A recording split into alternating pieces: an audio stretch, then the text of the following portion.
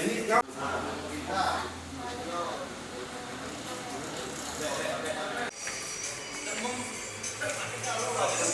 kemarin tanggal 13 ya? Video Jirianda dugaan penganiayaan korban MOS, hari ini kita tindak lanjuti dengan laporan secara tertulis digunakan untuk biar pihak Polresta juga bisa bekerja secara maksimal.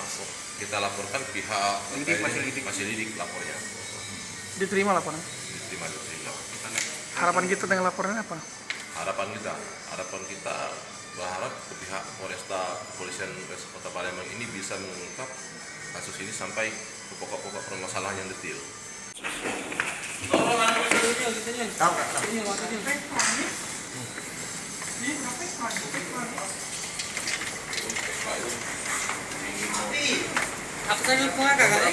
Dengar ya, sesuai dengan konfirmasi terakhir juga. Jadi kita juga sudah bertemu dengan pihak yang diduga korban penganiayaan juga. Jadi sehingga saat ini kita masih menunggu laporan resmi dari pihak keluarga, dan memang benar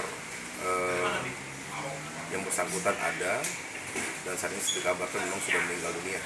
Namun kita masih telusuri lebih lanjut apakah memang sebab akibat atau hubungannya dengan SMA Taruna, termasuk adanya perbuatan penganiayaan di situ. Kita butuh waktu dan butuh laporan resmi juga terkait dengan proses pembuktiannya nanti.